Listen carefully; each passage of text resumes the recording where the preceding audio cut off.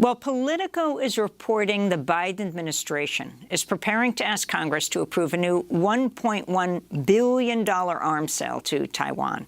The package reportedly includes 60 anti-ship missiles, 100 air-to-air missiles. This comes after 2 U.S. warships sailed through the Taiwan Strait Sunday for the first time since House Speaker Nancy Pelosi visited Taiwan earlier this month. China condemned the visit and launched major military drills near Taiwan. Meanwhile, President Biden announced $3 billion in more military aid for Ukraine last week, including money for missiles, artillery rounds, and drones to help Ukrainian forces fight Russia. We begin today's show looking at U.S. policy on Russia and China. We're joined by the economist Jeffrey Sachs, director of the Center for Sustainable Development at Columbia University. He's president of the UN Sustainable Development Solutions Network. He served as advisor to 3 UN secretaries general. His latest article is headlined, "The West's False Narrative About Russia and China." He begins the article by writing, quote, "The world is on the edge of nuclear catastrophe in no small part because of the failure of Western political leaders to be forthright about the causes of the escalating global conflicts.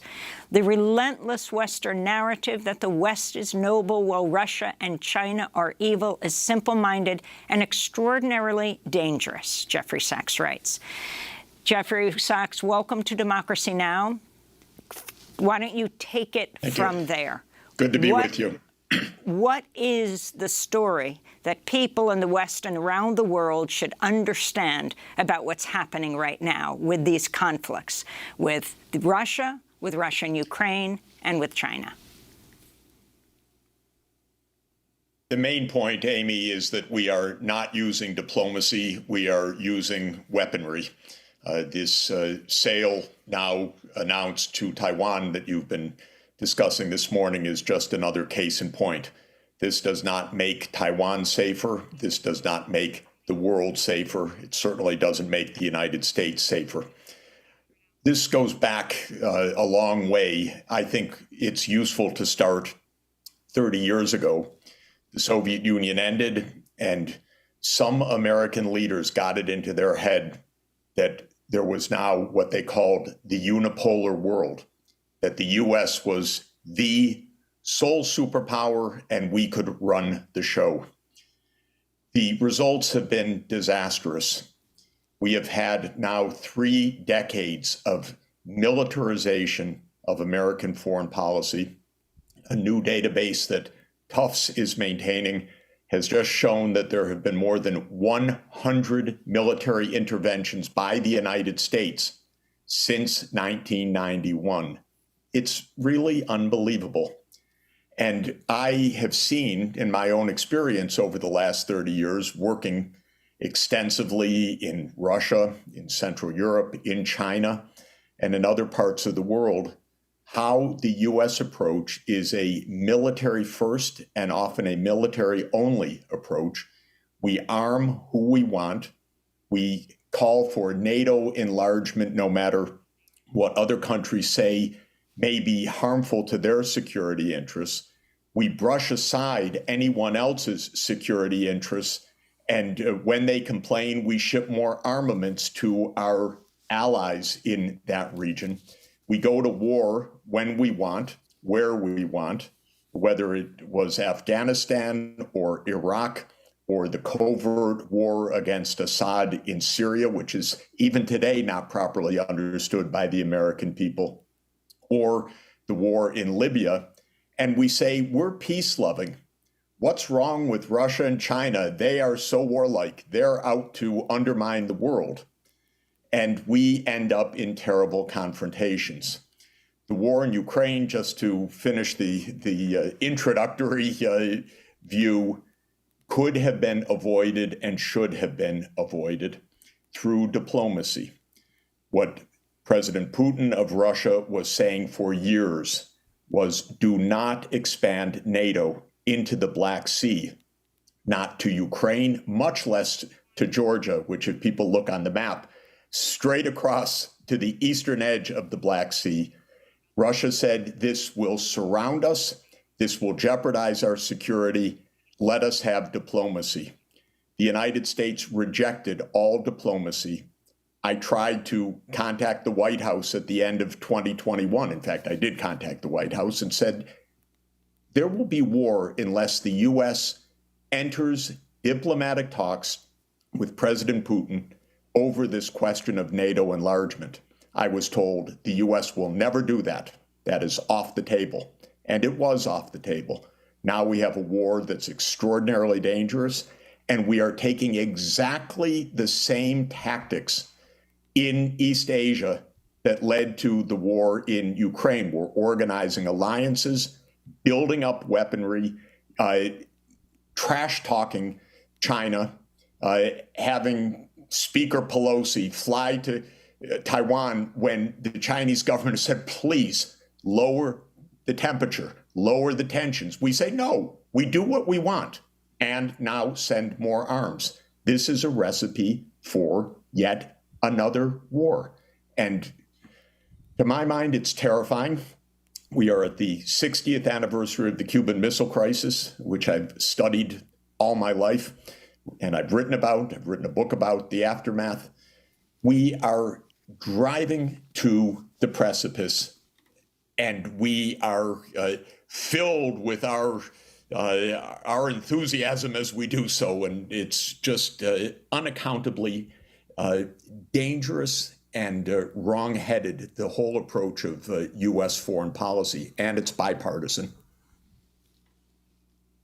Jeffrey Sachs, I wanted to ask you, one of the things that you mentioned in a recent article that was published in Consortium News was this insistence of the United States, dragging Europe along as well, in maintaining hegemony throughout the world at a time when the economic power of the West is declining. You mentioned, for instance, that the BRICS nations, Brazil, Russia, India, China, and South Africa, represent more than 40% of the world's population and have a greater GDP than the G7 nations, yet their interests and their concerns are pretty much dismissed, or in the case, obviously, of Russia and China, portrayed to the American people as the aggressors, as the authoritarians, as the ones that are creating turmoil in the world. I'm wondering if you could expand on that. Yeah, absolutely. And directing us to that is extremely important. The disproportionate power of the Western world, and especially the Anglo-Saxon world, which started with the British Empire and now the United States, is about 250 years old, so a short period in world history. It happened for a lot of very interesting reasons that the Industrial Revolution came to England first. The steam engine was invented there. That's probably the single most important invention of modern history. Britain became militarily dominant in the 19th century, like the United States was in the second half of the 20th century. Britain ran the show. Britain had the empire on which the sun never set. And the West, meaning the United States and Western Europe, now meaning the US and the European Union, the UK, Canada, Japan, in other words, the G7, the European Union, together, is a small part of the world population, perhaps now roughly 10%, a little bit more, maybe 12.5% if you add in Japan, to Western Europe and the US. But the mindset is we run the world. And that was the way it was for 200 years in this industrial age. But times have changed. And really, since the 1950s, the rest of the world, when it gained independence from European imperialism, started to educate its populations, started to adopt and adapt and innovate technologies. And lo and behold, a small sliver of the world really didn't run the world or didn't have a monopoly on wisdom or knowledge or science or technology. And this is wonderful. The knowledge and possibility of decent lives is spreading throughout the whole world. But in the United States, there's a resentment to this, a deep resentment. I think there's also a tremendous historical ignorance because I think a lot of U.S. leaders have no clue as to modern history. But they resent China's rise. That is an affront to the United States. How dare China rise? This is our world. This is our century. And so starting around 2014, I saw step by step, I watched it with intense detail because it's my daily activity, how the United States recast China, not as a country that was recovering from a century and a half of great difficulty, but rather as an enemy.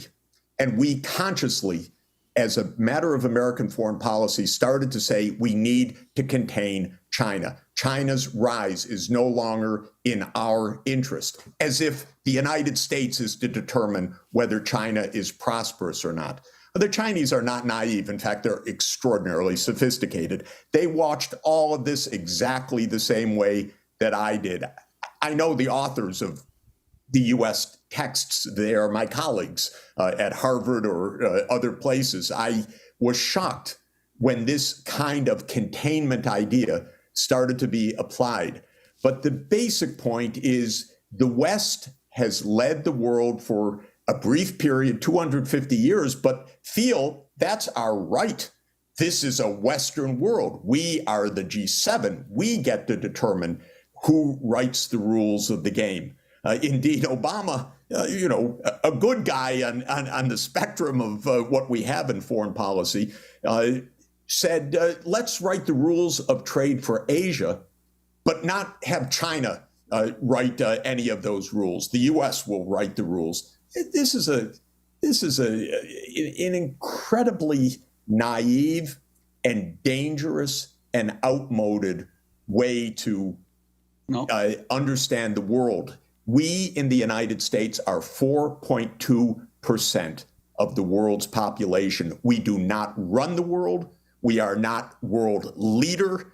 We are a country of 4.2% of the people in a big, diverse world, and we should learn to get along, play in the sandbox peacefully, not demand that we have all the toys in the sandbox. And we're not over that thinking yet. And unfortunately, it's both political parties. It's what motivates Speaker Pelosi to go to Taiwan in the middle of all of this, as if she really had to go to stir up the tensions. But it's the mindset that the U.S. is in charge. I wanted to go back a little bit back into the 1990s. You recall, I'm sure, the enormous financial collapse that occurred in Mexico in the 1990s, where the Clinton administration authorized $50 billion in a bailout to Mexico, which was really to Wall Street investors. At the time, you were advising the post-Soviet Russian government, which also had had deep financial problems at the time, but was unable to get any significant Western assistance, or even from the International Monetary Fund. And you were critical of that at the time. I'm wondering if you could talk about the differences, how the U.S. responded to the Mexico crisis versus the Russian financial crisis, and what the roots of that may have been in what the current situation is in Russia today. Absolutely, and I had a controlled experiment because I was economic advisor both to Poland and to the Soviet Union in the last year of President Gorbachev, and to President Yeltsin in the first 2 years of Russian independence, 1992-93. My job was finance, to actually help Russia find a way to address, as you described it, a massive financial crisis. And my basic recommendation in Poland and then in Soviet Union and in Russia was to avoid a societal crisis and a geopolitical crisis. The rich Western world should help to tamp down this extraordinary financial crisis that was taking place with the breakdown of the former Soviet Union.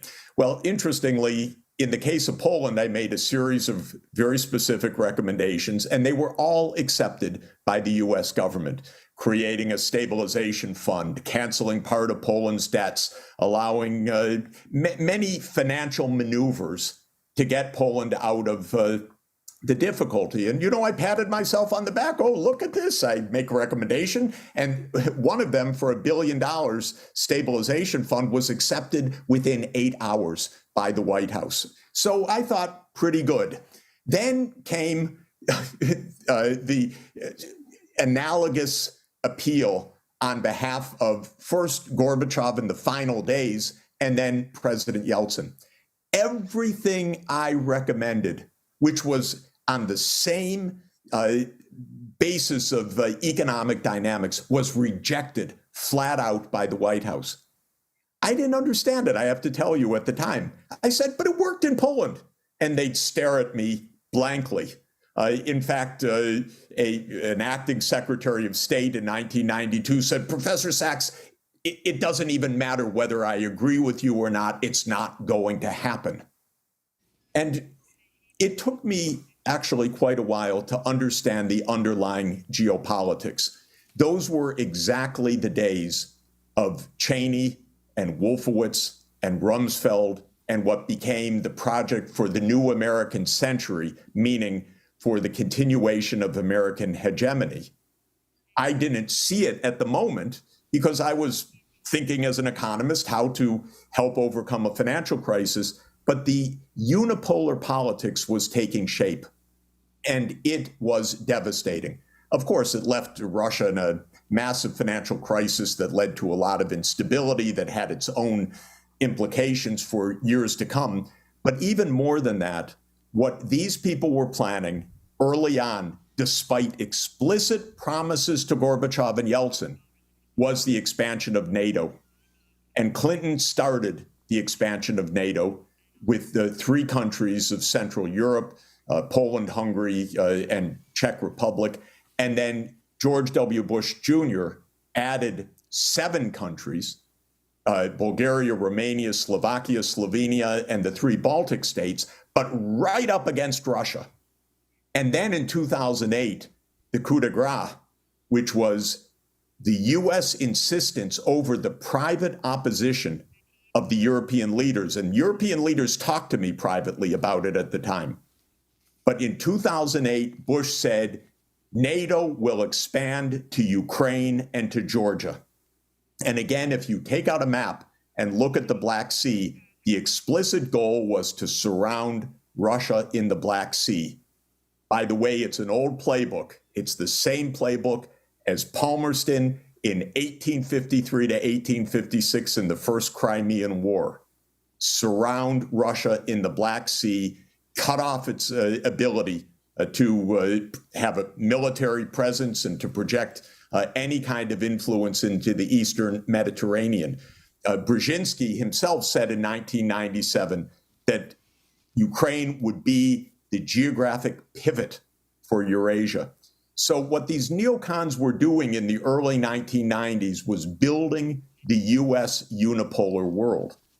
And they were already contemplating lots of wars in order to take out the former Soviet allied countries, wars to overthrow Saddam, wars to overthrow Assad, wars to overthrow Gaddafi. Those were all rolled out in the next 20 years. They've been a complete disaster, debacle for those countries, horrible for the United States, trillions of dollars wasted. But it was a plan. And that neoconservative plan is in its heyday right now on 2 fronts, in the Ukraine front and on the Taiwan Straits front. And it's extraordinarily dangerous what these people are doing to American foreign policy, which hardly is a policy of democracy. It's a policy of a small group that has the idea that a unipolar world and U.S. hegemony is the way that we need to go. Jeffrey Sachs, we don't have much time, but since this was such a big issue, Naomi Klein took you on big time with the shock doctrine, talking about you recommending shock therapy. Can you draw a line between what happened as the Russian economy unraveled to the conditions leading up to the Ukraine invasion? I mean, how did the economic catastrophe that followed the collapse of the Soviet Union lead to the rise of the oligarchic class and indeed the presidency of Vladimir Putin?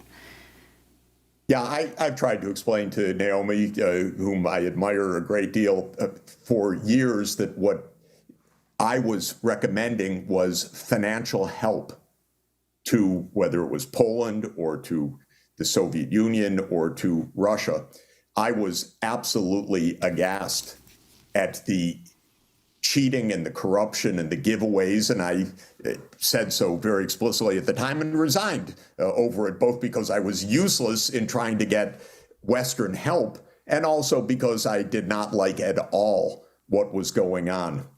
And I would say that the failure of an orderly approach, which was achieved in Poland, but failed in the former Soviet Union because there was no Western constructive engagement, definitely played a role in the instability in the 1990s, definitely played a role in the rise of the oligarch class. In fact, I was absolutely explaining to the U.S. and to the IMF and the World Bank in 1994-95 what was going on. They didn't care, because they thought, well, that's okay. That's for Yeltsin, perhaps, all of that cheating in the shares for loans process. Having said all of that, we have less than a minute. Having said all of that, I think what is important to say is that there is no linear determinism, even from events like that, which were destabilizing and very unhappy and unnecessary, to what is happening now. Because when President Putin came in, he was not anti-European. He was not anti-American.